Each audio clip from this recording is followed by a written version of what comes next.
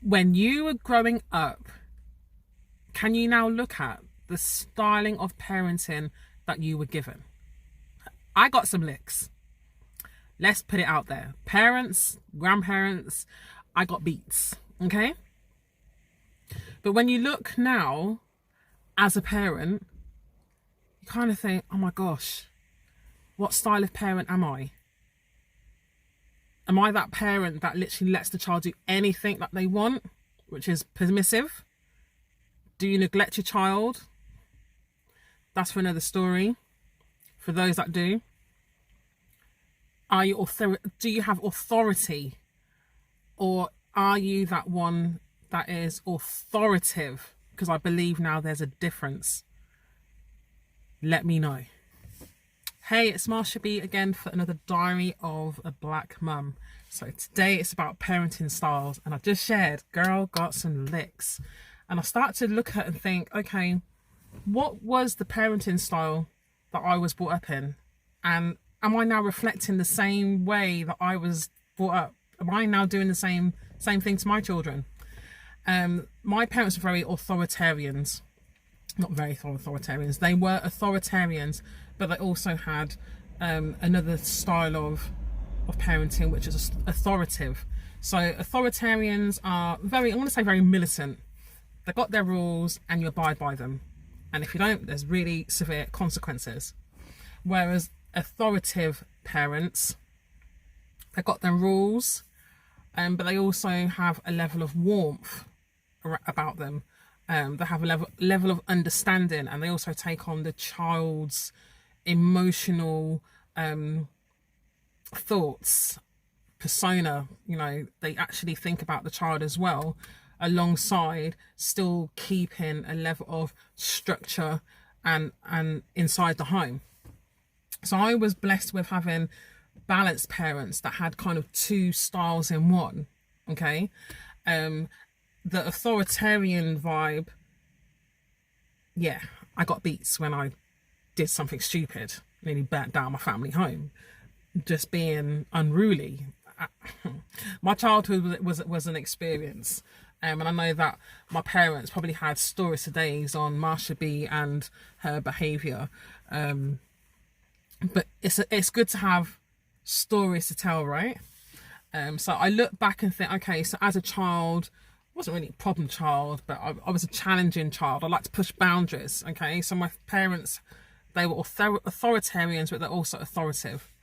And I've now looked at, have I then incorporated that kind of militant vibe with my children as a parent, while I'm growing them up into wholesome adults?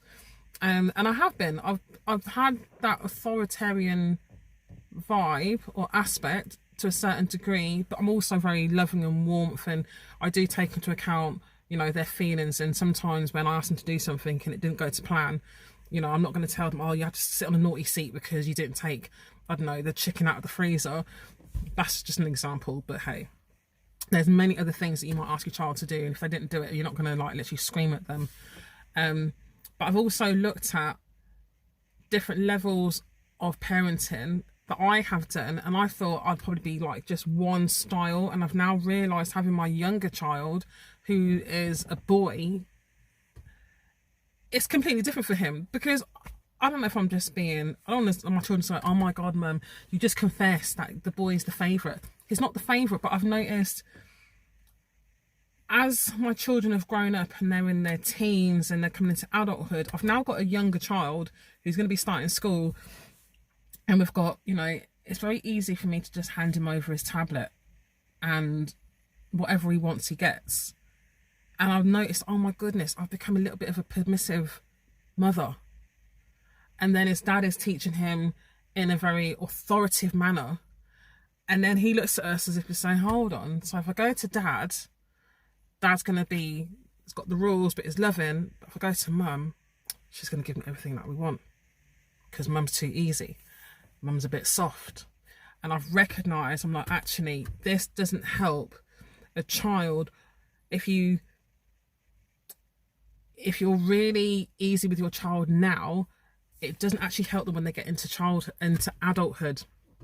So actually actually taken ownership today and said, right, I've highlighted now, I've been an authoritative mum to my girls and I've been permissive to my son.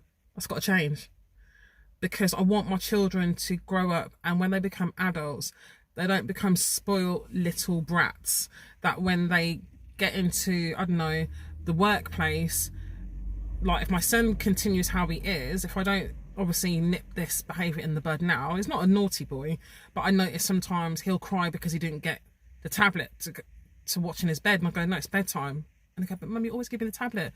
Yeah, but times have changed. Mummy's realising, she's recognised, mum's got to stop giving you the tablet as an easy way out. I'll read your books, we'll give you your bath and your shower, and you have to take yourself to bed. And I'm like, when he starts school, he won't have time for his tablet because he'll be working so hard. So I'm actually taking ownership today and saying, you know what? Parenting styles in children can actually affect adults in adulthood. And it's good to recognise. It's also good for your friends and your family to pull you up on it. I remember my best friend being in my house with her children. I was with my girls. We was all catching joke, and then I don't know what I said to one of my girls, but it clearly triggered her, and she unfortunately was very disrespectful to me. And rather than me being calm and responding to her in a certain way, I retaliated and was venting back the same way she was giving it to me. And my friend highlighted and said, you know, the way she talks to her children, she no longer shouts at her children. And she said, Marsh, do you realise my children panic when I talk with a softer voice? It scares them. They actually go, damn, mum's talking really calm. Sure, right. Because when you shout loudly, you just switch off your ears. You're like, I don't want to hear this woman talking. I don't want to hear dad shouting. And that's a kind of vibe of, an element of authoritarian behaviour. And I've actually been pulled up on it. And I was like, damn. It took for my best friend to say, Marsh, the shouting doesn't work with these children. You actually have to come. So when I tell my child off, it can't be, you've been naughty and you've done... No, that doesn't work. You have to explain to them on a calmer level. And I'm like, okay, I get that. So that's the 3 styles of parenting that I've been around. So I spoke about 3 styles already of parenting. There's 2 others I've been told. One of them is neglection. That speaks for itself. You know, parents that have just given up on their child, neglected them for whatever reason they've got. And that's not something I can really talk about because I haven't experienced it. I haven't neglected my children.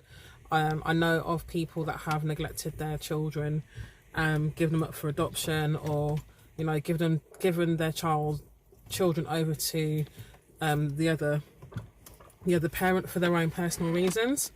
And again, that really does affect the child as well. It will affect the child when they grow up. They'll be wondering, you know, why have they been neglected? Some children may turn to drugs. Some children actually become a better person because of the neglection. So that's a parenting style that I can't really touch on it because I've never experienced it myself. And then the 5th one I've been told is parents that overcompensate, snow doze through the plow through the snow to make the way for their child, give them everything, just overindulge, and it doesn't actually help the child, you know. Because the child will again think, oh, mum and dad have just done everything for me. They've just pushed the snow out. They've pushed all the mess out of the way, and I don't really know how to do things for themselves. So the best thing to do is have balance, not be permissive. I would say in between authoritarian and authoritative. Probably authoritative is the actual top parenting style because it gives you the best of both worlds, and all the rest have all got their own issues. So it's a diary of a black mum. I hope that you've enjoyed the video today. I'm starting to learn how to actually create video. I've had so much feedback, so many tips. Thank you for all those women that have been messaging me and just saying, girl, keep going. And I've even realized, as I look at some of the most famous YouTubers, they all said when they started doing their their channel, their first videos were terrible, and then over time they just improved. So I'm hoping that this video comes out okay. I've edited it a little tiny bit, just getting used to doing videos, guys. I'm normally a person that would just do my TikTok vid, add a couple captions to it, and then, you know what I mean, post it, put my little logo or trademark on it. But I'm really enjoying doing these videos. So remember to like, subscribe, share, comment on all the videos. I know I talk with my hands. I've even noticed that as well. Every video I've posted, I can see this hand. Hand. That might have to be my signature. You know what I mean? Everyone knows the hand. Like Usain Bolt. And also, yeah, we're coming up to Jamaica Independence this weekend and celebrating my birthday. So hence why the Jamaica had to get mentioned in there. But yes, Marsha B from Diary of a Black Mum. Thank you very much for listening. I appreciate you all. Thank you.